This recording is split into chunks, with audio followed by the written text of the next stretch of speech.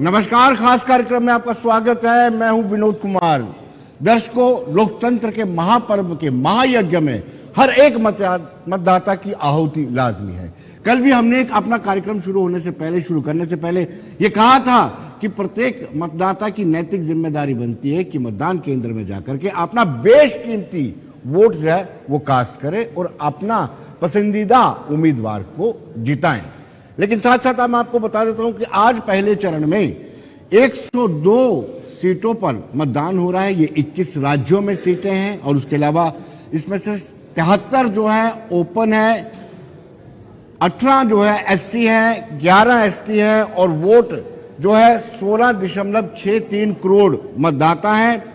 जो उम्मीदवार हैं यानी 1625 उम्मीदवारों का वोट जो है या किस्मत जो है, भाग्य जो है, ईवीएम में शाम 6 बजे बंद हो जाएगी और 4 जून को ये खुलेगी और तब पता चलेगा कि कौन जीता कौन हारा। एक बहुत इंपॉर्टेंट है। दूसरा, अगर जम्मू कश्मीर के परिप्रेक्ष्य में देखें तो जम्मू कश्मीर में 12 कैंडिडेट्स हैं और ये उधमपुर डोडा सीट पर चुनाव हो रहे हैं। 16.23% यहां पर वोटर्स हैं। 5 जिले इसमें इन्वॉल्व हैं, 18 कॉन्स्टिट्यूएंसीज हैं, 2637 केंद्र बने हुए हैं, 1100 कर्मी तैनात हैं, 1440 मतदान केंद्र सीसीटीवी के अधीन हैं। लेकिन कहीं ना कहीं आज इस मतदान के बीच में, महापर्व के बीच में, प्रधानमंत्री नरेंद्र मोदी भी बरसे हैं।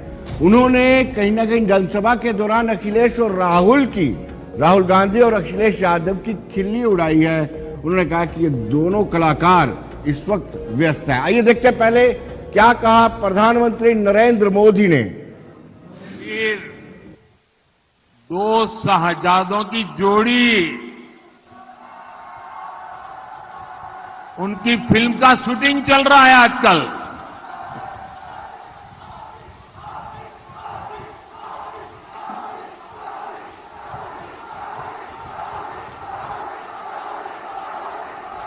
और ये दो शहजादों की फिल्म का पहले ही रिजेक्शन हो चुका है। हर बार ये लोग परिवारवाद, भ्रष्टाचार और तुष्टीकरण की टोकरी उठाकर यूपी की जनता से वोट मांगने निकल पड़ते हैं। प्रभु रामलला का इतना भव्य सूर्य तिलक हुआ, आप सबने देखा ना?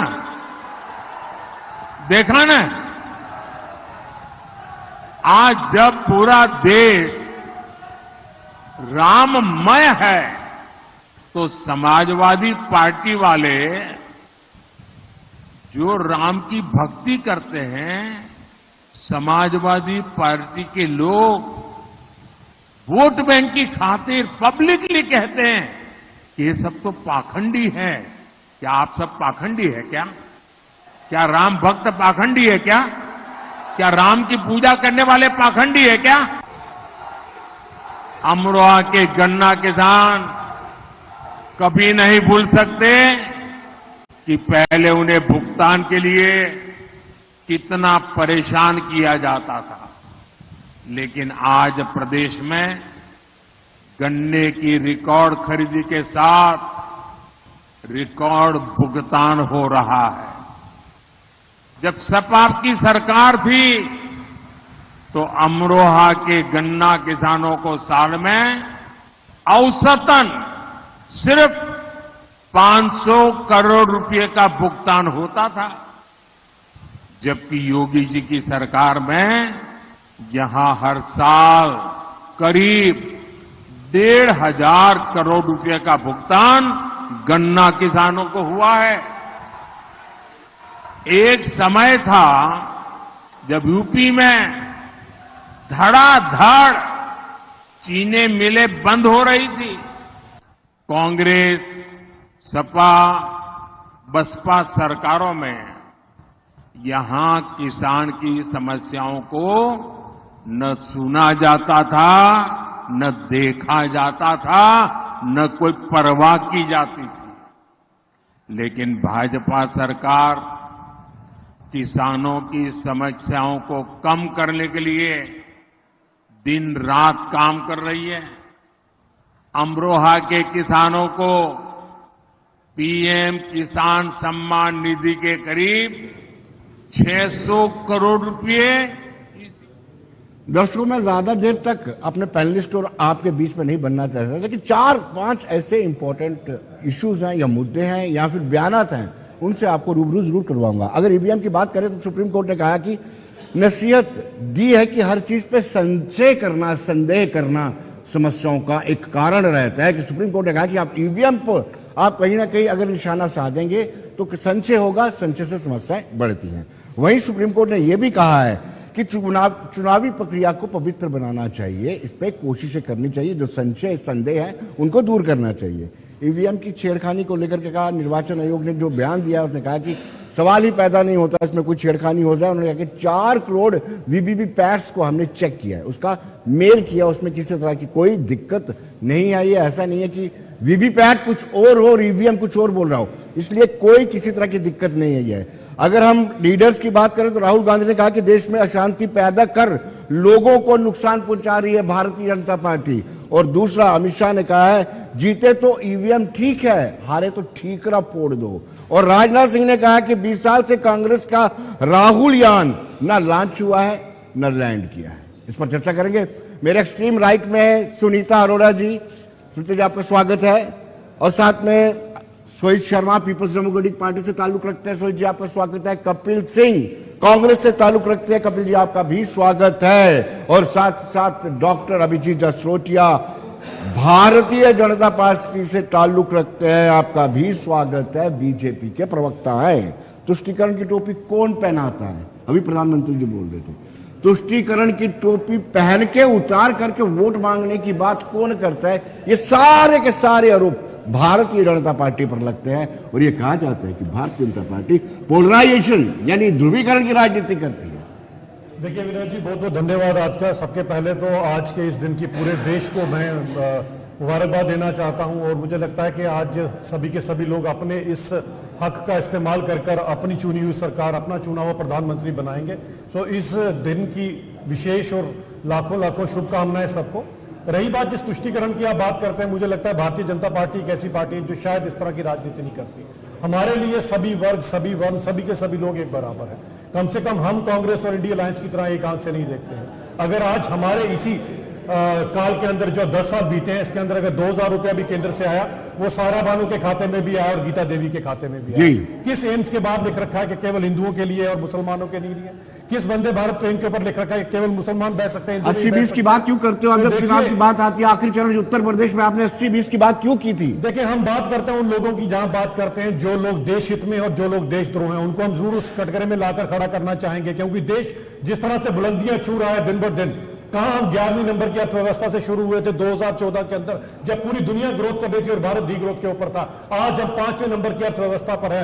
और 2-4 दिन पहले ही आईएमएफ का डाटा, वो तो इंटरनेशनल डाटा है, कम से कम कांग्रेस से तो नहीं मुकर सकती है कि आने वाले समय में भी ये जो ग्रोथ का पैटर्न है ये जो है चलता रहेगा। क्योंकि आज देश भर ने अपना मन बना लिया है कि फिर से मोदी जी को तीसरी बार हैट्रिक के साथ आगे लेकर जाएंगे और देश को 2047 में विकसित भारत बनाने का जो संकल्प लिया है आज हिंदुस्तान के लोगों ने। हम 400 के पार जाने वाले हैं और कुछ लोग 40 तक पहुंचने के लिए भी लड़खड़ा रहे हैं। एक दूसरे का साथ ढूंढते हुए भी ये बेचारे वहां नहीं पहुंच जाएंगे, क्योंकि लोगों ने इनको 50-60 साल देखा है।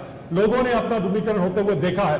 लोगों ने देखा किस तरह से दलित, वंचित समाज, महिलाओं को और किस तरह से बाकी लोगों का शोषण किया गया इसी और इसी कांग्रेस के थ्रू। आज इकट्ठे होकर भी ये कुछ नहीं कर सकते, क्योंकि देश का आज एक आम जनमानुष ये जानता है कि भारतीय जनता पार्टी वो पार्टी है जो देश को आगे लेकर जा सकती है। और इनकी आज की नीति देख लीजिए कि जीप स्कैम से शुरू हुई पार्टी आज भी झारखंड में 363 करोड़ रुपया गिन रही है, जबकि एक आम ठेले वाला भी 10 रुपए की ट्रांजैक्शन यूपीआई के थ्रू कर 10 पैसे देश की उन्नति के लिए देता है। लेकिन ये लोग आज भी 363 करोड़ रुपया झारखंड में। चलिए अभिजीत जी, 400 तक इस देश के उन्होंने क्या बेड़ागर किया? चलिए 400 पार का पता 4 जून को लग जाएगा। लेकिन कपिल जी, बड़े तंज भरे लिहाज में राजनाथ सिंह रक्षा मंत्री ने कहा है कि राहुल यान, कांग्रेस का राहुल यान 20 सालों में ना लॉन्च हुआ ना लैंड हुआ। मैं सर्वप्रथम देश की जनता को बधाई देता हूं, मुबारकबाद देता हूं और अपील करता हूं यहीं से आपके माध्यम से कि महंगाई, बेरोजगारी को देखकर वो अपना मतदान करे। मेरी महिला शक्ति से विनती है कि वो सिलेंडर को देखकर वो मतदान करे। और जम्मू कश्मीर की जनता से मेरी विनती है कि बिजली के मीटर को नमस्कार करके वो अपना वोट मतदान करने जाएं। राजनाथ सिंह जी का यान तो खुद ही जमीन पे ही चक्कर काट रहा है, वो खुद ही कभी लॉन्च नहीं हो रहा। राजनाथ जी की जो हालत है भारतीय जनता पार्टी में, और जब वो इशारा होता है कहीं से तो वो किस तरह से फूलों का हार झटकते हैं, प्रधानमंत्री नरेंद्र मोदी जी के साथ खड़े होते हैं, और क्या स्थिति है उनकी भारतीय जनता पार्टी में, ये तो सबने देखा। और 400 पार की बात करती भारतीय जनता पार्टी। जब भारतीय जनता पार्टी को लगा 1 साल पहले कि 200 भी पार नहीं कर पाएंगे, तो इन्होंने एक नैरेटिव सेट करने की कोशिश की है कि 400 पार। लेकिन अब तो खैर वो साल पुरानी बात होगी। अब तो मुझे लगता है कि 150 पार भी करना इनके लिए बड़ा मुश्किल सा टारगेट बन चुका है। और हर स्टेट में, मध्य प्रदेश में इन्होंने कहा 300 पार, 40 पार कर जाइएगा। मध्य प्रदेश में कहा इन्होंने 300 पार, यूपी में कहा इन्होंने 300 पार, महाराष्ट्र में कहा इन्होंने 200 पार, और जम्मू कश्मीर में कहा 40 पार। और जम्मू कश्मीर में तो अभी तक इलेक्शन ही नहीं करवाए। तो नैरेटिव सेट करके जब किसी इनके सीनियर नेता को मीडिया वालों ने पूछा, तो उन्होंने कहा कि हम अपने वर्कर के लिए टारगेट सेट करते हैं ताकि वर्कर और प्रवक्ता ज्यादा चार्ज रहें। वर्कर और प्रवक्ता अगर ज्यादा चार्ज रहेंगे तो हौसला अफजाई बनी रहेगी। और बाकी बातें जब आप करते हैं कि तुष्टीकरण की राजनीति, तो खुद ही प्रधानमंत्री अपने भाषण में बोल रहे थे भारतीय जनता पार्टी के पास हिंदू मुस्लिम के सिवा कुछ है नहीं। अपनी उपलब्धियां गिनाने के बजाय, देश की जनता की बेरोजगारी दूर करने के बजाय, महंगाई को कम करने के बजाय, भारतीय जनता पार्टी आज भी हिंदू मुसलमान, और इस इलेक्शन में अब हिंदू मुसलमान तो हो रहा है लेकिन हिंदुस्तान पाकिस्तान नहीं हो रहा। चीन के ऊपर तो खैर बोलते बोलते तो गिग्गी बंद हो जाती है ना। वो तो कहते हैं कि मुंह से शब्द ही नहीं निकलता। ये भी नहीं कह पाते कि चीन से कोई नहीं आया या चीन से कोई आया है। सिर्फ इतना ही निकलता है कि ना कोई आया है ना कोई आएगा, और ये इससे कह के ही अपनी सारी बातें को समापन कर देते हैं। लेकिन अभिजीत जी से मैं जानना चाहूंगा, अभिजीत जी, ये चीन को लेकर के हर बार कांग्रेस के प्रवक्ता आप पर उंगलियां उठाते हैं। गलवान से लेकर के शुरू होते हैं, फिर कहते हैं कि राहुल गांधी जब भारत जोड़ो यात्रा के बाद लद्दाख में गए थे तो वहां उन्होंने कहा था कि वहां पर जो माल मवेशी चराते हैं उनको ऊपर जाने की अनुमति नहीं है। बड़ा संगीन आरोप लगाते हैं कि आपके कार्यकाल में चीन अंदर आ चुका है, इंकर्शन कर चुका है। देखिए, चीन के साथ कांग्रेस का प्रेम हमें पुराना पता है, आज का प्रेम नहीं है, नेहरू जी के समय का प्रेम है इनका। उसी समय की बात है जब इन्हीं के सांसद ने पूछा था, वहां पर हाउस में पूछा गया था नेहरू जी से कि वो लाहौल स्पीति के वगैरह एरिया में आज चीन के वहां पर खतरे के बादल मंडा रहे हैं, उनके बारे में नेहरू जी आपका क्या कहना है? तो नेहरू जी ने कहा था कि लाहौल स्पीति और ये लद्दाख एरिया बंजर भूमि है, इसको करना क्या है, दे दो चीन को। मां बुजुर्ग हो जाए, मां बूढ़ी हो जाए या मां बंजर हो जाए तो क्या चीनियों को सौंप दी जाती है? और नेहरू से शुरू हुआ ये इनके पार्टी की जो मानसिकता थी वो अभी इनके राहुल गांधी की जोड़ो तोड़ो यात्रा, न्याय यात्रा में दर्शाई गई। जब इनके राहुल बाबा से अरुणाचल प्रदेश तक नहीं जाया गया, इसलिए नहीं जाया गया कि शायद इन्होंने वो जो अरुणाचल प्रदेश है वो चीनियों को सौंप दिया गया। और जरा राजीव गांधी फाउंडेशन का रिकॉर्ड निकाल लीजिएगा, 100 करोड़ रुपए जब आपने लिए था उसके 10 दिन के बाद ही आपने डूरू वैली, चाबी वैली और अक्साई दिन की चाबी जाकर चीनियों को सौंप दी थी। इनका चीन के साथ प्यार हमें अच्छी भला पता है। और हमारे गलवान के अंदर जिन वीरों ने अपने प्राणों की आहुति देकर इस देश की सीमा की रक्षा की है, उनके ऊपर अगर ऐसा कंटाक्ष करेंगे तो पूरा देश आज इन देशद्रोहियों को देख रहा है, इस देशद्रोही कांग्रेस को देख रहा है। उसका जवाब आज ही के दिन तीसरे नंबर के बटन दबाकर पता लगेगा। और इनका चौथा होना तय है क्योंकि चौथे नंबर पर ये लोग हैं। क्या बात है, क्या बात है। सोई जी, सवाल ये उठता है कि ईवीएम पर जी चलिए कब सोनम वांगचुक जी को सारी दुनिया ने मीडिया में देखा, भारतीय मीडिया ने नहीं दिखाया लेकिन इंटरनेशनल मीडिया ने दिखाया कि वो क्या क्या डिमांड्स कर रहे थे। और अरुणाचल प्रदेश की बात की, अरुणाचल प्रदेश में एक स्मार्ट गांव बन चुका है। स्मार्ट सिटी की बात तो करते थे भारतीय जनता पार्टी के नेता, स्मार्ट गांव बन गया, उसके ऊपर नहीं बोलेंगे। और राजीव गांधी फाउंडेशन का नाम बार बार लेते हैं, इन्हीं की सरकार में क्लीन चिट मिली है। हमने अपनी सरकार में क्लीन चिट नहीं दी राजीव गांधी फाउंडेशन को, इन्होंने ही दी है। और फिर उसके बावजूद भी आरोप करते हैं, लेकिन चीन का नाम लेते ही पंडित जवाहरलाल नेहरू जी के ऊपर चले जाते हैं। और जब कांग्रेस की सरकार थी, कांग्रेस की सरकार ने भी पार्लियामेंट्री डेलीगेशन को लीड करवाया था जब भारतीय जनता पार्टी अपोजिशन में थी।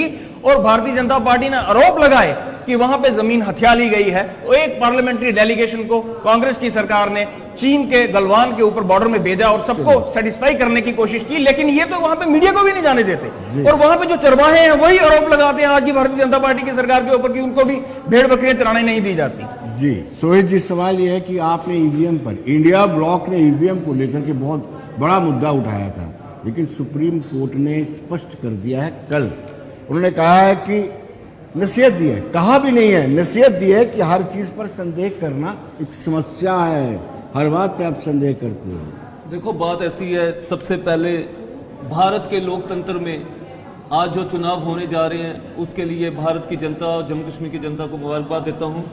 ये जो वोट है ये हमारा आने वाला भविष्य तैयार करेगा, इस बात का हमें भी ध्यान रखना होगा। देखो विनोद जी, बात ऐसी है, मैं अभी भी आपके माध्यम से ये मोदी जी का भाषण सुन रहा था कि जिसमें धर्मों के नाम पर फिर से ये वोट मांग रहे हैं, लेकिन जब पीछे जाएं तो मुझे याद आता है कि 2014 में इन्होंने शायद 2 करोड़ नौकरियां और 15 लाख रुपया देने की इन्होंने घोषणाएं की थी। फिर उसके बाद 2019 में जब बात आई तब पुलवामा में जो अटैक हुआ था उन वीर जवानों के शहीदों पर इन लोगों ने वोट मांगे थे, और आज इन लोगों को शर्म नहीं आती है। अब ये राम जी के नाम पर वोट मांग रहे हैं, अब ये धर्म के नाम पर वोट मांग रहे हैं। ये लोग इतने नीचे गिर चुके हैं। आज बेरोजगारी मुद्दा है एक। मुझे बताओ, मोदी जी हर जगह जाते हैं, बेरोजगारी पे क्या बात करते हैं? अभी आपने भी सुना होगा जिसमें फिर से धर्मों के बात पे वोट कर, बेरोजगारी कहां पे रही? जो 16,000 करोड़ का इलेक्ट्रल बॉन्ड का जो इन्होंने भ्रष्टाचार फैलाया, एक तरफ तो ये कहते हैं हम भ्रष्टाचार मुक्त सरकार दे रहे हैं, लेकिन पीछे से एक तरफ एनआईए और ईडी लगाते हैं और दूसरी तरफ से आप 16,000 करोड़ रुपया इकट्ठा करते हैं। अब मैं अपने घर पे आता हूं। जम्मू की जनता ने जो इन लोगों पे विश्वास किया और इन लोगों को पार्लियामेंट में भेजा, इन लोगों ने क्या दिया? जम्मू की जनता का स्पेशल स्टेटस इन लोगों ने खत्म किया। फिर उसके बाद करता था, सुन लीजिए विनोद जी, पत्थरबाजी होती थी, बाद की काल होती थी। एक तरफ रखिए, पहले जम्मू की बात कर लेते ना। जम्मू में हम लोग रहते हैं, जम्मू में हम लोग रहते हैं, जम्मू की बात देखनी है, पहले जम्मू की बात करनी है। दरबार मुख बंद हुआ, रघुनाथ बाजार का व्यापार खत्म, पुरानी मंडी का व्यापार खत्म, राय तिलक रोड का व्यापार खत्म, जैनीपुर का व्यापार खत्म, सब जगह का व्यापार खत्म हुआ। इसके जिम्मेदार कौन? कोई नहीं। फिर उसके बाद डेली वेजेस की बात करते थे ये लोग, 2-2 टीमें बनाते थे। एक तरफ श्यामला शर्मा जी हुआ करते थे, दूसरी तरफ कविंदर गुप्ता जी हुआ करते थे। उन टीमों ने क्या किया? अभी तक डेली वेजेस के बारे में कुछ भी नहीं किया। सो कहने का मतलब ये है, ये कहते कुछ और है, करते कुछ और है। सिर्फ ये धर्म और परिवार बात पे चलती है। चलिए सोई जी, आपकी मैडम महबूबा ने नॉमिनेशन फाइल कर दिया और मुझे लगता है कि इस बार आप अनंतनाग पुंछ राजौरी वाली सीट में से सेल्फ रूल की डिमांड करके, ड्यूल करेंसी की डिमांड करके, देखो विनोद जी, मैं सुनीता जी वापिस लौटता हूं, मैं सुनीता जी से पास आप पर आरोप है कि आप भारतीय जनता पार्टी की ए पार्टी, बी पार्टी, सी पार्टी है, ऐसा क्यों है? और आप इस जो आज चुनाव हो रहे हैं, मतदान हो रहे हैं, उसमें डिसाइडिंग फैक्टर है, अगर आपके जितने ज्यादा वोट आएंगे उतना ही किसी एक पार्टी को फायदा होगा। मैं सबसे पहले तो पूरे भारतवर्ष की जनता को इस पर्व की, ये जो लोकतंत्र का पर्व है, ये जो मतदान हो रहा है, इसकी मुबारकबाद दे रहा हूँ। दूसरी बात मैं ये कहना चाहूँगी कि मैंने कभी गीता और कुरान को लड़ते नहीं देखा। मैंने कभी गीता और कुरान को लड़ते नहीं देखा। जो लड़ते हैं उन्हें कभी पढ़ते नहीं देखा। मैं आपको सीधी सीधी बात बताना चाहूँगी कि हमारे भारतवर्ष के जो मसले हैं उन पर कोई बात नहीं होती है। सिर्फ ए टीम और बी टीम का यहाँ पे जो मुद्दा है वो ये कहा जाता है कि गुलाम नबी आज़ाद जो है वो बी टीम है।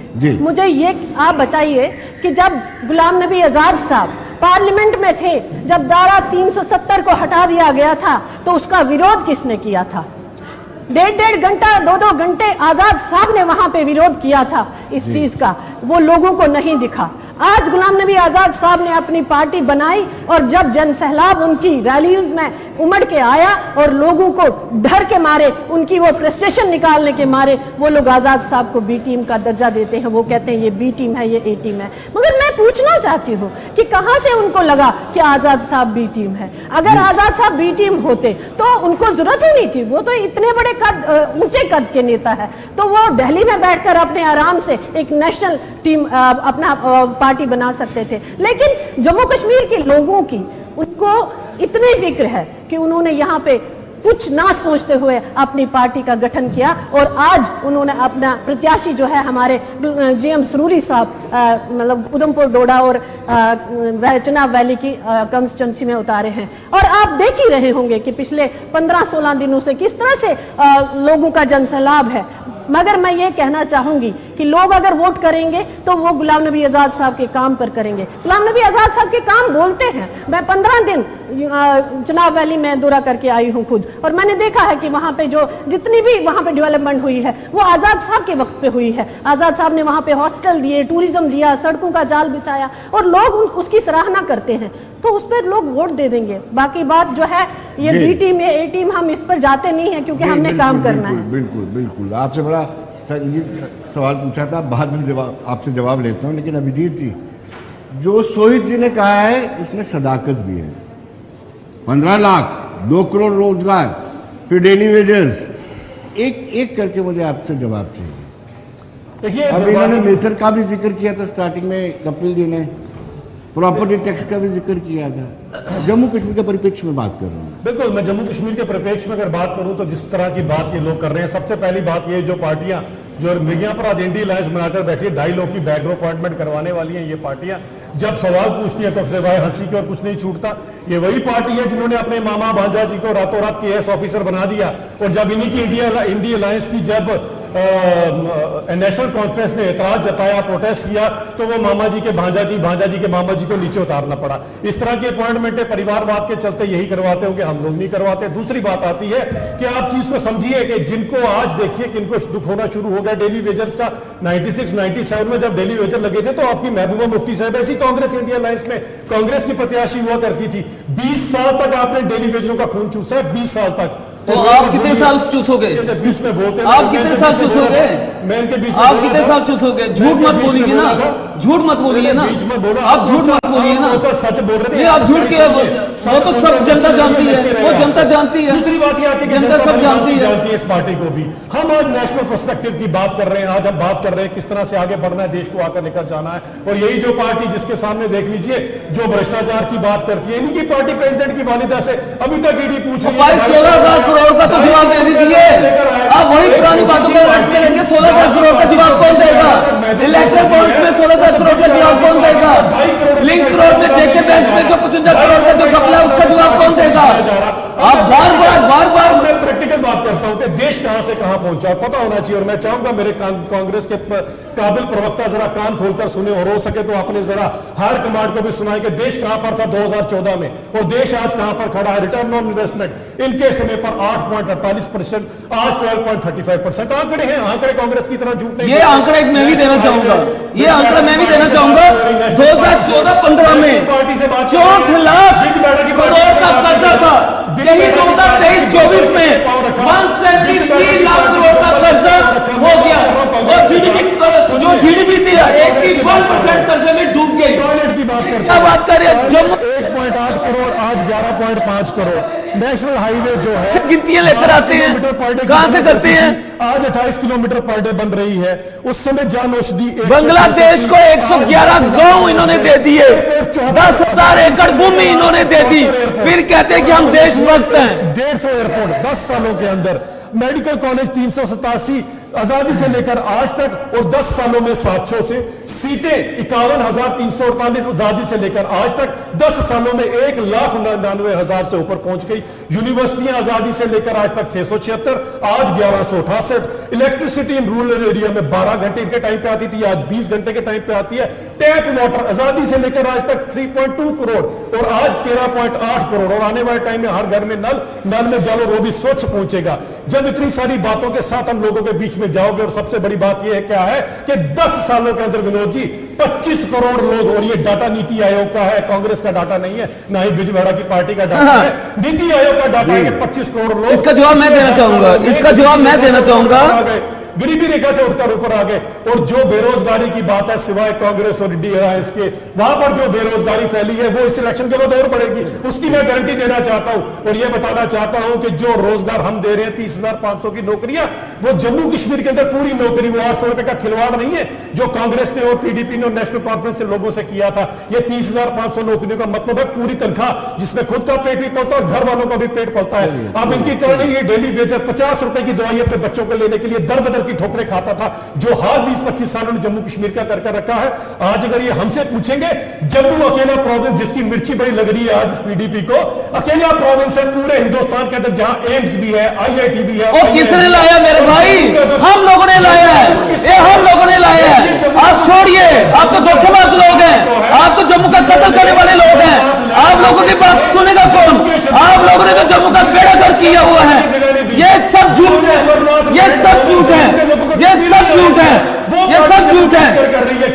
डेली वेजेस का जवाब दीजिए, डेली वेजेस का जवाब दीजिए, आप डेली वेजेस का जवाब दीजिए। हाईकोर्ट के ऑर्डर को फेंक दिया कि जम्मू का कोई इंसान जाके कहीं बालटाल में दर्शन ना कर ले। ये तो वो पार्टी आज तो जम्मू का, आप डेली वेजेस का जवाब दीजिए। आप डेली वेजेस का जवाब क्यों नहीं दे पा रहे हैं अभी तक? थोड़े से ब्रेक के बाद, थोड़े से ब्रेक के बाद आप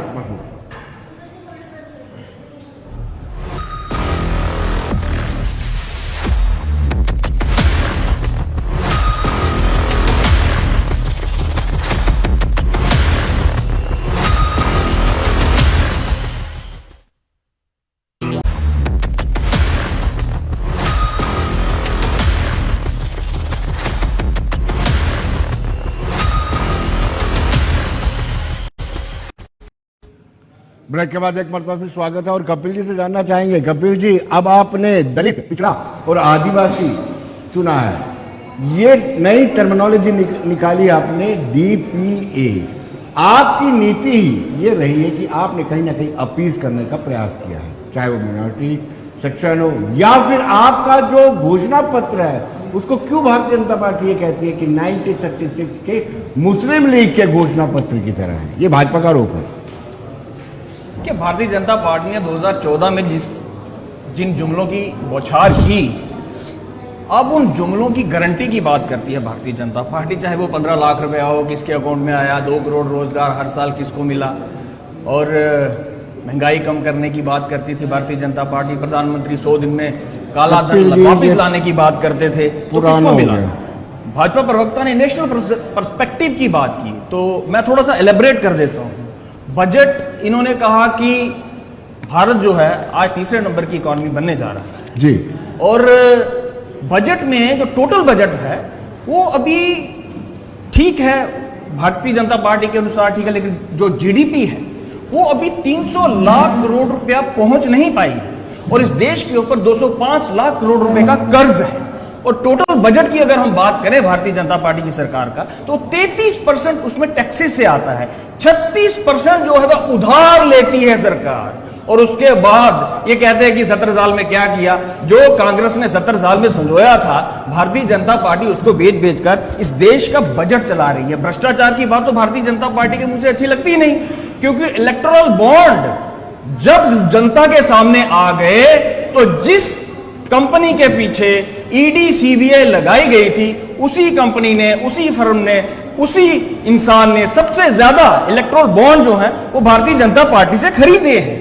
और बात करें अगर हम नेताओं की, ये कांग्रेस मुक्त की बात करते थे, आज भाजपा कांग्रेस युक्त हो गई है और जितने भी भ्रष्टाचारी थे एक एक करके आज भारतीय जनता पार्टी में शामिल। इन्होंने एक वॉशिंग मशीन लगा रखी है, इधर से भ्रष्टाचारी डालो, उधर से उसको वॉश करो, CBI ED के केस हटाओ, उसके बाद वो भारतीय जनता पार्टी में शामिल हो जाता है। आयुष्मान घोटाला, हेल्थ सेक्टर की बड़ी दुहाई देती है भारतीय जनता पार्टी, और आयुष्मान घोटाले में 7.5 लाख लोगों के पैसे एक ही फोन से 9999999999 से निकल गए। उसके ऊपर भारतीय जनता पार्टी से आप पूछेंगे, कोई जवाब आपको नहीं मिलेगा। एजुकेशन की अगर हम बात करें तो एजुकेशन में आज जो फी है, चाहे वो स्कूल छोटे से लेके कॉलेज यूनिवर्सिटी में 4 गुना ज्यादा 2014 से हो चुकी है। और 2014 से लेकर आज तक जो असली मुद्दे हैं, भारतीय जनता पार्टी हमेशा उनसे भागती है, चाहे वो भ्रष्टाचार की बात हो, चाहे वो बजट को संक्षिप्त में बताने की बात हो, चाहे वो रोजगार की बात हो, महंगाई की बात हो, सिलेंडर की बात हो। पहले तो सिलेंडर में इनकी जो अभिनेत्रियां, मैं नेत्री नहीं कहूंगा, अभिनेत्रियां सिलेंडर लेके सब्जियों की माला गले में डाल के प्रोटेस्ट करती थी। आज तो अभिनेत्रियां नेत्रियां नजर नहीं यही आती। कमी है, आपको सत्ता का हैंगओवर 10 सालों के बाद भी नहीं गया। सिलेंडर इतना महंगा हो गया, महंगाई इतनी हो गई है, लेकिन आपके पास वो लड़कियां, औरतें नहीं है, आदमी नहीं है जो गले में पहन के, टमाटर पहन के जाएं, सिलेंडर उठा के जाएं, लोगों को बताएं कि सिलेंडर महंगा हो गया है। आप अपनी कमजोरियों पर पर्दादारी मत हमारे कीजिए। युवाओं ने, कांग्रेस की नेत्रियों ने बकायदा चौक में बैठकर कढ़ाई चढ़ाकर पकोड़े तल के बताया और पकोड़ा रोजगार योजना को भी उजागर किया। लेकिन मीडिया कहीं कहीं दिखाता है, कहीं कहीं नहीं दिखाता है। कोई देखता है मीडिया का, पर जो जर्नलिस्ट है कोई नहीं देखता है, वो एक अलग बात है। लेकिन हमने सारी चीजों को उजागर किया है इस देश के अंदर, इस देश की जनता के सामने। लेकिन भारतीय जनता पार्टी हमेशा एक परसेप्शन क्रिएट करके और असली मुद्दों से भागकर ऐसे मुद्दों को आगे करके इलेक्शन में जाती है, चुनाव में डिवीजन करके जनता को वो पार्टिसिपेट करना चाहते हैं। लेकिन इस बार तो पाकिस्तान का नाम भी नहीं है, इस बार तो सिर्फ हिंदू मुस्लिम है, उसके अलावा तो भारतीय जनता पार्टी के साथ ज्यादा कोई उनके इश्यूज उनके पास है नहीं। चलिए सोहित जी, प्रधानमंत्री नरेंद्र मोदी ने अपने साक्षात्कार में बिल्कुल क्लियर कर दिया था कि 3000 कंपनियों ने इलेक्टोरल बॉन्ड्स में हिस्सेदारी दी है, ठीक है। उसमें से 26 ऐसी कंपनियां हैं जिसपे ईडी की जांच चल रही है। 26 में भी 16 ऐसी कंपनियां हैं जो ईडी की जांच शुरू होने के बाद या एक्शन होने के बाद जिन्होंने वहां पे इलेक्टोरल बॉन्ड में अपनी हिस्सेदारी डाली है। और 37% हिस्सा जो है भारतीय जनता पार्टी को मिला है, 303 पार्लियामेंटेरियन होने के बावजूद भी। बाकी 73% आपके पास है। आप किसकी बात सुन रहे हैं? 63% जी। आप किसकी बात सुन रहे हैं? ये प्रधानमंत्री नरेंद्र मोदी। प्रधानमंत्री जी कह रहे हैं, ये वही प्रधानमंत्री जी है जिन्होंने कहा था कि 15 लाख रुपया हर अकाउंट में आएगा। ये वही प्रधानमंत्री जी है जिन्होंने कहा था कि 2 करोड़ नौकरियां हर साल देंगे। हम इन बातों पर विश्वास नहीं करते हैं, हम उन बातों पर विश्वास करते हैं जिन लोगों ने 1382 करोड़ रुपया फ्यूचर गेमिंग जिसकी ईडी ने अकाउंट सील किया था, उसी अकाउंट से 1382 करोड़ रुपया बीजेपी के इलेक्टोरल बॉन्ड में गया। इसी तरह से एक तरफ डीएलएफ ग्रुप को रेड पड़ती है, दूसरी तरफ बीजेपी के खाते में इलेक्टोरल बॉन्ड जाता है। हम मोदी जी की बातों पर विश्वास नहीं कर सकते क्योंकि वो जुमलेबाजी लोग हैं, उनकी बातों पर हम कभी भी विश्वास नहीं कर सकते। ये लोग घमंडी हैं, इन लोगों ने जम्मू का कत्ल किया है, जम्मू की जनता कभी बर्दाश्त नहीं करेगी। ये लोग जम्मू का बेड़ा गर्क करने वाले लोग हैं और मैं पूरी उम्मीद करता हूं कि जम्मू की जनता आने वाले समय में होने वाली इलेक्शन में भारतीय जनता पार्टी को करारा जवाब देगी। ये उनके मेंबर पार्लियामेंट है जिन्होंने पार्लियामेंट में कहा कि जम्मू में मेट्रो चल रही है। अगर मोदी जी झूठ बोल सकते हैं तो इनके पार्लियामेंट बंदे भी झूठ बोल सकते हैं। इसके लिए भारतीय जनता पार्टी का बिल्कुल विश्वास नहीं है। इस सरकार ये भ्रष्टाचारी लोग हैं, हम भ्रष्टाचारी लोगों पे कभी विश्वास नहीं करेंगे। ये भ्रष्टाचारी है। चाइना में इन्हीं के स्वामी जी, इन्हीं के नेता स्वामी जी 4600 किलोमीटर चाइना का हिस्सा चाइना के पास चला गया। ये घमंडी लोग हैं, रिश्ते में पता लगा कि जो ये घमंडी लोग हैं और गस्तावे के अंदर नमक ज्यादा था, उसका हिसाब किताब नहीं दिया। अब घमंडी लोग हैं, ये वो घमंडी लोग हैं जिन्होंने पीडीपी के साथ हुकूमत बनाई। ये वो घमंडी लोग हैं जिन्होंने एनसी के साथ हुकूमत बनाई। जो पार्टी प्रेसिडेंट की वालिदा लेनी है उसका हिसाब किताब। ये घमंडी लोग हैं। 16,000 करोड़ का हिसाब दीजिए, 16,000 करोड़ का हिसाब दीजिए, 16,000 करोड़ का हिसाब दीजिए, 16,000 करोड़ का हिसाब दीजिए, दर्द क्यों होता? 16,000 करोड़ का हिसाब दीजिए, छत छुपाने की जगह 16,000 करोड़ का हिसाब दीजिए। पेट में दर्द क्यों होता? ये भ्रष्टाचारी 16,000 करोड़ का हिसाब दीजिए, पूछ रहा है 16,000 करोड़ का हिसाब दीजिए। छत छुपाने की डेली वेजेस का हिसाब दीजिए, तो पीडीपी की डेली वेजेस का हिसाब दीजिए, मुफ्ती साहब डेली वेजेस का हिसाब दीजिए, किताब देंगे। डेली वेजेस का हिसाब दीजिए, डेली वेजेस का हिसाब दीजिए। मैं आपसे जानना चाहूंगा कि पार्टी का मौकफ यानी किस आधार पर पार्टी वोट मांगेगी? एक तो आपने कहा कि गुलाम नबी आजाद, ट्रिपल शिफ्ट, विकास, ये तो है, उसके अलावा भी आपके पास कोई मुद्दा है जिसके आधार पर आप वोट मांग रहे हैं? सबसे बड़ी बात मैं आपको ये कहना चाहूँगी कि मैंने अभी जो यहाँ पे देखा, मेरे साथी जो यहाँ पे पैनल में बैठे हैं, ये लोग यहाँ पे बहुत ज़ोरदार तरीके से डिबेट में अपनी बात को रख रहे हैं। मैं सिर्फ ये कहना चाहूँगी कि जम्मू कश्मीर का विकास जो मोदी जी ने कहा था, जब मोदी जी यहाँ पे 2014 में आए थे, उन्होंने रैली की थी यहाँ पे रियाल में, उन्होंने कहा था कि मैं जम्मू कश्मीर की तस्वीर बदल दूंगा। मगर मैं उनसे ये पूछना चाहती हूँ कि आपने तो तकदीर बदल दी जम्मू कश्मीर की। जम्मू कश्मीर राज्य था, राज्य से डिग्रेड होकर उसको कहाँ पे आपने यूटी बना लिया। अब आप हमें पूछते हैं कि आपका क्या है, आपकी पार्टी का क्या है, कि किस आधार पे आप यहाँ पे पार्टी बनाए हैं और किस आधार पे आप हमें जम्मू कश्मीर के लोगों की यहाँ पे उन्नति चाहिए, हमें जम्मू कश्मीर के लोगों की डेवलपमेंट चाहिए, जो कि प्रधानमंत्री जी ने कहा था कि यहाँ पे हम डेवलपमेंट करेंगे, यहाँ पे विकास करेंगे। कहाँ गया वो विकास? डेली विजर्स की बात कर रहे हैं, डेली विजर्स 3-3 महीने जाकर सड़कों पे वहां पे पड़े और पुलिस उनके ऊपर लाठियां मांझती रही, लेकिन किसी ने उनका साथ नहीं। आप टैक्स की बात कर रहे हैं, प्रॉपर्टी टैक्स की बात कर रहे हैं, प्रॉपर्टी टैक्स लगा यहाँ पे, किसने उसकी आवाज उठाई? आजाद साहब की पार्टी ने। अगर यहाँ पे बुलडोजर चलाया गया, जी कभी कभी मुश्किल हो जाता है आपको बीजेपी के खिलाफ बोलना, कभी मैं आ रही हूँ, आप देखिए कि मैं आ रही हूँ उसी बात पर। अगर यहाँ पे बुलडोजर चलाने वाली बात कर दी गई, उसके लिए कौन लड़ा? जो आजाद साहब की पार्टी लड़ी। जम्मू कश्मीर के हर जिले में हम लोगों ने प्रोटेस्ट किए और वो जाकर बात, अगर हमारे होम मिनिस्टर से बात हुई तो वो रोक दिया गया। जम्मू कश्मीर के लोगों के ऊपर हम बात कर रहे हैं, क्योंकि हमारी पार्टी जो है वो जम्मू कश्मीर की पार्टी है। हम उनके विकास की बात करते हैं, हम उनके मतलब तरक्की की बात करते हैं। आप आगे पीछे जो बातें कर रहे हैं, जो कहीं हिंदू मुस्लिम की लड़ाई पे लड़ रहे हैं, मैं उस पर नहीं लड़ रहा। आज मेरे यहाँ पे बैठे हुए हम साथी बैठे हैं, वो पीडीपी से है, दूसरे भाजपा से है। मैं उन्हीं से पूछना चाहती हूँ, आप तो कल गठबंधन में थे, तब तो आप एक दूसरे के साथ हाथ मिलाए काम कर रहे थे, और आज जब बात आ गई तो आप लोग आपस में ही आज एक दूसरे के ऊपर तानाकशी कर रहे हैं। आप जम्मू कश्मीर की तरक्की की बात क्यों नहीं कर रहे हैं? आप वो बात क्यों नहीं कर रहे कि हमें स्टेटहुड वापस चाहिए? आप वो बात क्यों नहीं कर रहे कि हमें हमारे जो नौजवान हैं जो इस वक्त ड्रग्स में मुलविस है, आप उनकी बात? इन्होंने बताया नहीं कि पहला प्रोविंस है जिसमें एम्स भी है, IIM भी है, IIT भी है। किसने दिया?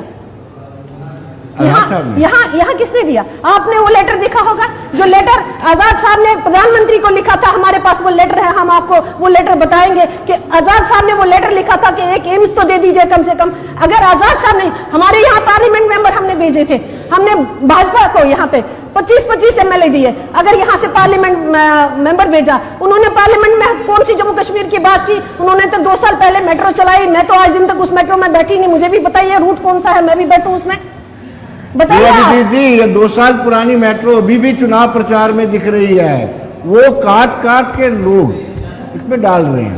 और दूसरी बड़ी बात यह कि पहली मर्तबा भाजपा की ये देन है, यूनाइटेड नेशन कह रहा है भाई आपके यहाँ पे डेमोक्रेसी खतरे में है, लोकतंत्र पर खतरा है, यूनाइटेड नेशन बोल रहे हैं। देखिए सबसे बड़ी बात ये आती है कि कुछ लोग बेचारे होते हैं सावन के अंधे, कुछ पतझड़ में अंधे हो जाते हैं, उनको पतझड़ ही दिखती है। अब इन्हें कहाँ दिखेगा? इन्हें कहाँ पर दिखेंगे एम्स, IIT, IIM जो मैं पहले दिखा चुका, इन्हें कहाँ पर दिखेगा सड़कों का जाल? इन्हें कहाँ पर दिखेगी जो 8 टनलें जम्मू से कश्मीर और कश्मीर से जम्मू के बीच में बनी है कि 2.5 घंटे में आज जम्मू से कश्मीर, आप कश्मीर से जम्मू पहुंच जाते हो। 2.5 करोड़ के टूरिस्ट भी कुछ पतझड़ के अंधों को नहीं दिखाई देंगे। मुझे लगता है जम्मू में अभी आप आए हो, पहले आप जम्मू में नहीं रहते थे, पहले आप जम्मू में नहीं रहते थे, पहले आप जम्मू में नहीं रहते थे, पहले आप जम्मू में नहीं रहते थे, अभी आज आए हो आप जम्मू में। आपको पहले पता नहीं है, आपको पहले पता नहीं है कि जम्मू में क्या क्या था, आपको पहले पता नहीं था जम्मू में क्या क्या था, ये अभी आए हैं। आप धर्मों में रहोगे, आप धर्मों में रहोगे, आप लोगों ने धर्मों पे ही जीना है, आप लोगों ने धर्मों पे ही जीना है, आप लोगों ने धर्मों पे ही जीना है। आपके पास हिंदू मुस्लिम के अलावा कुछ भी नहीं है, आप लोगों के पास हिंदू के मुस्लिम के अलावा कुछ भी नहीं है। डिबेट में फिलहाल तो आपको आना नहीं चाहिए, मैं बात फिलहाल उनसे कर रहा हूँ जो बेचारे पतझड़ के अंधे, उनसे मैं बात कर रहा था। नहीं, पतझड़ का अंधा यहाँ कोई नहीं है, मुझे लगता है आपको देश कहाँ पहुंचा ये चीज देखिए, घमंडी है, घमंडी घमंडी है। जम्मू कश्मीर को देख लीजिए, जम्मू कश्मीर को कहाँ पहुंचाया आप लोगों ने? आप ये क्या कहते हैं? आप कौन से सब्ज बांध दिखा रहे हैं? जम्मू कश्मीर में इससे पहले जिस 370 को लेकर सभी पार्टियां राग लापती हैं, इससे पहले, क्योंकि खुद एक महिला है, इनको पता होना चाहिए, इससे पहले हमारे जम्मू कश्मीर की बच्ची, जम्मू कश्मीर की महिला, अगर उसकी शादी जम्मू कश्मीर से बाहर हो जाती थी तो अपने वालिद की प्रॉपर्टी के ऊपर उसका हक खत्म हो जाता था। किसने कहा? किसने कहा? किसने कहा? वो कहां से आप बात लेकर आते हो? वो कहां से बात लेकर आते हो? महिला को, जम्मू की महिला को उनको प्राप्ति का हक था, जम्मू की महिला को उनको प्राप्ति का हक था। आपको किसने कहा? आपको किसने कहा? आप वाल्मीकि समाज की बात करते हो, वाल्मीकि समाज की बात करते हो, वो 3 लाख के करीब वाल्मीकि समाज है। आपने जम्मू कश्मीर के 2 करोड़ लोगों को बेड़ा कर करके रख दिया, उन 2 करोड़ लोगों का स्पेशल स्टेटस खत्म करके रख दिया। आप लोगों ने वाल्मीकि समाज के लिए जम्मू की जनता का बेड़ा करके रख दिया। इन्होंने एलियन बनाकर रखा, उनके हकों कब मिले? इसी सरकार में मिले। मैं अपने फाजिल दोस्त से पूछना चाहती हूँ, सड़कों का जाल बिछाया है, उन सड़कों पे चलेगा कौन? क्योंकि जम्मू कश्मीर का यूथ तो ड्रग्स में मुलविस है, उन सड़कों पे कौन चलेगा? मैं अपने फाजिल दोस्त से पूछना चाहती हूँ। इसलिए पता नहीं लग सकता। और सबसे बड़ी बात, वो आंखों से पट्टी उतारो डॉक्टर साहब, आंखों से पट्टी उतारो, अभिजीत जी, आंखों से पट्टी उतारो। सुनीता जी का सवाल आप सुन नहीं पाए। आपने सड़कों का जाल बिछा दिया, कोई दो राय नहीं। उन सड़कों पर चलेगा क्यों? क्योंकि यूथ सड़कों पर है ऑलरेडी। नहीं, यूथ तो ड्रग्स में मुलविस है, आप सड़कों पे किसको चलाइएगा? मुर्दे चलेंगे क्या? क्या बोल रहे हैं? उनका कहना है कि यूथ ड्रग्स में मुलविस है। जनाब एक बात मुझे बताएं कि आज से पहले का डाटा इनको पता और आज का डाटा पता है किस तरह से इसके अंदर पूरी के पूरी? और मालूम ही कहां से डाटे लेकर आते हैं, मालूम ही कौन कौन से डाटे हैं इनके पास, जो मेन डाटे थे, मालूम झूठ डाटे कहां से ले आते हैं? हर वक्त डाटे डाटे डाटे में डालते हैं। जिन चीजों के लिए हम लोग जहां डिबेट करते हैं उसका ये जवाब नहीं दे पाते हैं, फिर मालूम नहीं कहां से डाटे उठा के ले आते हैं।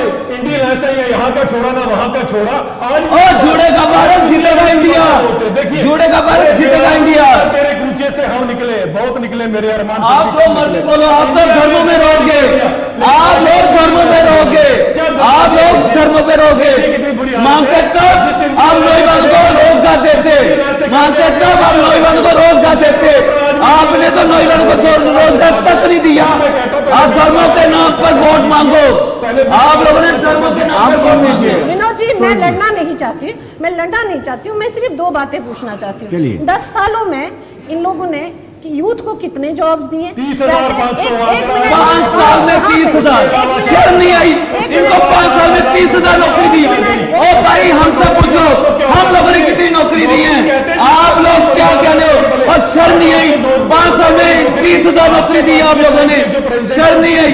या जम्मू की जनता आपको इसका वोट देगी, जम्मू की जनता आपको इसका जवाब देगी, दिल्ली वेजेस इसका जवाब देंगे, ऐसा स्कैम में ऐसे लोगों का जवाब देंगे। आने वाले समय आपको बताएगा, इसमें रोजगार नहीं मिलेगा, आप लोगों को पता चलेगा, आप लोगों को पता चलेगा।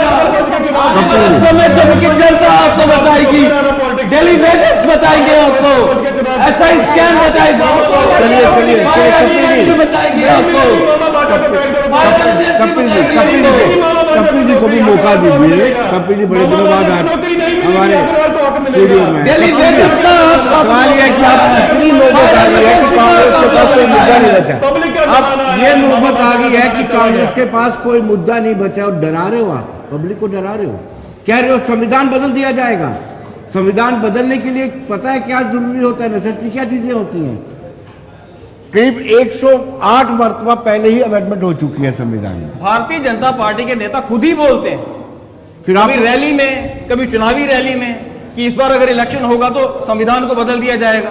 तो भारतीय जनता पार्टी से नेताओं से ही पूछो ना कि वो अपना स्टैंड जो है वो क्लियर करे। आप देश विदेश बहुत घूम लिए, मैं जम्मू कश्मीर की बात करूंगा। जम्मू कश्मीर को नंबर 1 बनाने की बात करती थी भारतीय जनता पार्टी, जम्मू कश्मीर को नंबर 1 बेरोजगारी में बना दिया। बिजली के मीटर जम्मू कश्मीर की जनता के ऊपर जिस तरह से थोपे गए और आज बिजली के बिल चुका नहीं पा रही जम्मू कश्मीर की जनता। प्रॉपर्टी टैक्स की फाइल्स इन्होंने तैयार रखी हुई हैं जम्मू कश्मीर की जनता के ऊपर थोपने के लिए। छोटा दुकानदार आज त्रस्त है, छोटा बिजनेसमैन आज परेशान है और 60% से ज्यादा इंडस्ट्री जो है वो वाइप आउट हो चुकी है जम्मू कश्मीर की जनता से। ड्रग्स जम्मू कश्मीर में आज एक बड़ा मुद्दा बन चुका है और आज नौजवानों की जो हालत है वो हम देख रहे हैं मीडिया के माध्यम से, आपके माध्यम से।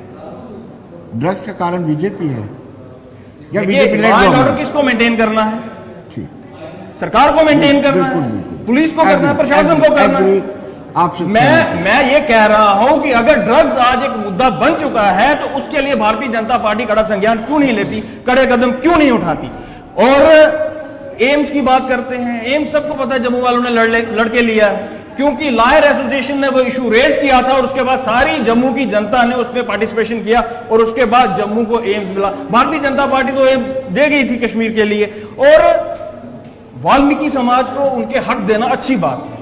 50-60 हजार की जो पॉपुलेशन है उनको उनके हक हुकूक देना अच्छी बात है, लेकिन उसके बदले में 1 करोड़ से ज्यादा की पॉपुलेशन का गला काटकर अगर आप 50-60 हजार की जनता को अगर आप उनके हक देते हैं तो वो सहमत मैं उससे कभी नहीं हूं। उनको उनके हक हुकूक मिलने चाहिए, वो अच्छी बात है, लेकिन 1 करोड़ से ज्यादा की जनता का गला काट कर नहीं। कौन से 1 करोड़ लोग हैं जिनका गला काटा गया है? शौचालय की बात करते हैं, पेट भर खाने को होगा, रोजगार होगा तो शौचालय की जरूरत पड़ेगी। और सड़कों पर तो तभी चल पाएंगे ना कि अगर लोग सड़कों पे चलने के काबिल होंगे। आज देश की जनता जिस तरह से त्रस्त है, परेशान है, आज कौन सड़कों पे चलने की बात कर रहा है? आज देश की जनता इतनी बेरोजगार है, इतनी परेशान है, और डीजल पेट्रोल की महंगाई की मार से जनता त्रस्त है। सड़कों पे चलेगा कौन, जिस सड़कों की ये दुहाई देते हैं हमेशा से। और इस देश में आज लॉ एंड ऑर्डर सबसे बड़ा मुद्दा बन चुका है। मणिपुर जल रहा था, जल रहा है, उसका संज्ञान, उसकी बात भारतीय जनता पार्टी नहीं करती। और जिस तरह से एक एक करके नारियों के ऊपर अत्याचार भारतीय जनता पार्टी के नेताओं ने किए हैं वो जग जाहिर है। और अब अंत में मैं अपने मैनिफेस्टो की बात करूंगा। कांग्रेस हिस्सेदारी न्याय की बात करती है, जिसमें एससी ओबीसी गरीब को हम हिस्सेदारी की न्याय की बात करते हैं, किसान न्याय की बात करते हैं, हम उनको एमएसपी देने की बात करते हैं, श्रमिक न्याय की बात करते हैं। जिस मनरेगा को इन्होंने ठंडे बस्ते में डाल दिया था, हम उस मनरेगा को बहाल करके और उसका जो दिहाड़ी है, उसका जो रोजगार है, दैनिक रोजगार है, उसको बढ़ाने की बात करते हैं। हम युवा न्याय की बात करते हैं, युवा को रोजगार देने की बात करते हैं, नारी न्याय की बात करते हैं, नारी न्याय की बात करते हैं, नारियों को न्याय जिस तरह से मिलना चाहिए इस सरकार के अंदर, जिस तरह से नारियों के ऊपर अत्याचार हुआ है, ये सारी दुनिया को पता है। हम नारी न्याय की बात करते हैं, नारियों का शोषण जो है वो बंद होना चाहिए। और भारतीय जनता पार्टी के नेता जिस तरह से नारियों का शोषण कर रहे हैं, और मणिपुर के ऊपर ना तो किसी भाजपा के बड़े नेता ने वहां पे विजिट किया, वहां पे श्री राहुल गांधी जी ही गए, चलिए अभिजीत जी, पार्टी का नेता कोई नहीं गया। चलिए अभिजीत जी, देखिए 2 चीज, सबसे पहले ड्रग्स की बात से शुरू करता हूं। मैं जरूर चाहूंगा कि इस देश के लोग जरा एक चीज को गूगल करें। बहुत बड़ी बात कहने जा रहा हूं मैं गुलिस्तान के ऊपर। एक बहुत बड़े नेता किसी और देश के अंदर पकड़े गए थे और फिर उनको अटल बिहारी वाजपेयी जी ने छुड़वाया। ज्यादा हो जाएगा, वो जरा देख लीजिएगा, रिकॉर्ड निकाल लीजिएगा। ड्रग्स की बात जो करेंगे, खैर उसके लिए किसी को डिटेल बड़ी सी पता होनी चाहिए। 2004 के अंदर जब माननीय उस समय स्वर्गीय अटल बिहारी वाजपेयी जी ने इनके हाथ में जब इनकी सरकार आ गई, उस समय देश कहां था? 8% से उस समय देश की इकोनॉमी ग्रो कर रही थी, 7% से इंडस्ट्रीज और 2% से एग्रीकल्चर सेक्टर ग्रो कर रहा था। आंकड़े हैं। और इन्होंने 10 साल के अंदर उस देश का क्या हाल कर दिया? रिकॉर्ड इन्फ्लेशन टच हुई थी 12.3% की। ये 2010 के आंकड़े उठाकर देख लीजिएगा। और बैंकिंग सेक्टर का ये हाल हो गया था कि देश में सिर्फ अगर कोई बैंक बचा था तो वो ब्लड बैंक रह गया था, बाकी बैंक तो इन्होंने सारे के सारे कुर्की करवा। चलिए अभिजीत जी, तो एक चीज को जो समझने की जरूरत है, आज देश ने आपको 3 डिजिट से 2 डिजिट से शून्य पर क्यों पहुंचा दिया? आज जम्मू कश्मीर के लोगों ने जो सेकंड लार्जेस्ट पार्टी थी उसे बिजबेहरा में क्यों पहुंचा दिया? कम से कम अपनी पार्टी आप लोगों ने तो असेंबली की इलेक्शन नहीं करवाई, आप लोगों ने तो कॉर्पोरेशन की इलेक्शन नहीं करवाई, आप लोगों ने तो पंचायत की इलेक्शन नहीं करवाई। फिर हम बताते हैं पीडीपी कहां पर स्टैंड करती है। आप लोग तो डर गए थे, आप लोगों ने तो एमएलए की इलेक्शन, असेंबली की इलेक्शन से नहीं करवा पाए, आप तो कॉर्पोरेशन की इलेक्शन से नहीं करवा पाए, आप लोग तो पंचायत की इलेक्शन से नहीं करवा पाए। आप लोगों का डर खौफ, तभी आप श्रीनगर में लड़ नहीं रहे, तभी आप लोग श्रीनगर में लड़ नहीं रहे। मजा तब था अगर आप श्रीनगर से इलेक्शन लड़ते, पुलवामा की इलेक्शन लड़ते, अनंतनाग से इलेक्शन लड़ते, मजा तब था। आप लोगों ने इलेक्शन नहीं लड़ा, आप लोगों में डर है, आप लोगों में डर खौफ है, तभी आप असेंबली की इलेक्शन नहीं करवा रहे हैं, तभी आप कॉर्पोरेशन की इलेक्शन नहीं करवा रहे हैं, तभी आप पंचायत की इलेक्शन नहीं करवा रहे हैं। सोहेल जी आपसे सवाल था बात करूंगा। गुजरात पोर्ट पे हजारों करोड़ रुपए के ड्रग्स पकड़े गए। अडानी, एक बार नहीं, अडानी ग्रुप चलिए, में सर, दो सर, बार, जी। 3-3 बार। गुजरात में किसकी सरकार है? भारतीय जनता पार्टी की सरकार है। हरियाणा में किसकी सरकार है? भारतीय जनता पार्टी की सरकार है। एक बार होम मिनिस्टर, एक बार भी गृह मंत्री उसका जवाब नहीं देते। गुजरात की तरफ से भारतीय जनता पार्टी के किसी भी प्रवक्ता को कोई बयान नहीं आता और उसके ऊपर भारतीय जनता पार्टी कोई बात नहीं करती। और देश के अंदर सबसे बड़ा मुद्दा है, और वो मुद्दा इसलिए है कि भारतीय जनता पार्टी की सरकार गुजरात में है और वहां पे पकड़े जाते हैं। भ्रष्टाचारी भारतीय जनता पार्टी, भ्रष्टाचारी Bharatiya Janata party, erectile bond, ये वो भ्रष्टाचारी पार्टी है। बेरोजगारों को रोजगार नहीं दे पाई, लास्ट में नहीं दे पाई। एक सवाल मैं सुनीता जी से पूछना चाहता हूँ, क्या 5 अगस्त 2019 के बाद 2019 के बाद बदलाव आया कश्मीर में कि नहीं? कश्मीर में अमन आपको दिखता है कि नहीं दिखता है? क्योंकि देखिए, पीडीपी को ये अमन नहीं दिखता है। पीडीपी का चश्मा ही ग्रीन है। वो कहते हैं कि युवाओं को जेलों में डाल दिया है, इसलिए वहां पे अमन है। आपका क्या राय है? मैं सराहना करती हूँ जो हमारे प्रधानमंत्री जी हैं, जो जिस तरह से उन्होंने कश्मीर के हालात जो है वो दुरुस्त किए हैं। वहाँ पे जो पथरावबाजी थी वो नहीं हो रही है, वहाँ हड़ताल हो रहे थे वो नहीं हो रही है। वहाँ इस वक्त जिंदगी जो है वो एक तरह से पटरी पे है। उसके लिए हम उनकी सराहना करते हैं। लेकिन दूसरी तरफ मैं बात करना चाहूंगी, मेरे फाजिल दोस्त ने अभी ये कहा है कि पुलवामा के शहीदों के उनको मतलब श्रद्धांजलि दी है। मैं बोलती हूँ कि उस केस का क्या हुआ? अभी उसके ऊपर कोई टिप्पणी नहीं की उन्होंने, क्योंकि 46 घर उजड़ गए थे, उसके ऊपर भी कोई बात नहीं की। घर पे घुस कर कहीं ना मारा, कहीं उड़ीसा देखिए, में कहीं ना कहीं मैं बोलूंगी बीच में, बीच में नहीं बोली, बीच में नहीं बोली सर, बीच में नहीं बोली सर, बीच में नहीं बोली। मैं तो बात करने दीजिए, बीच में नहीं बोली। सुनीता जी समय इजाजत नहीं दे रहा है। सुनीता जी समय घड़ी अलाउ नहीं कर रही है। आप जनता पार्टी ने सबक सिखाया। घड़ी इजाजत नहीं दे रही है। मैं क्षमा चाहूंगा आपसे। आप हमारे कार्यक्रम में बहुत बहुत शुक्रिया। सोहित जी आपका भी, कपिल जी आपका भी, अभिजीत जी आपका भी बहुत बहुत शुक्रिया। तो दर्शकों, जिन लोगों ने अभी तक वोट नहीं डाला, अपना वोट कास्ट करें। वोट बहुत कीमती है, क्योंकि ये लोकतंत्र का महापर्व है। इस पर्व में आपके भी आहुति, हर एक मतदाता की आहुति बहुत जरूरी है। बने रहिए देश दुनिया की खबरों के लिए और मुझे दीजिए इजाजत। नमस्कार।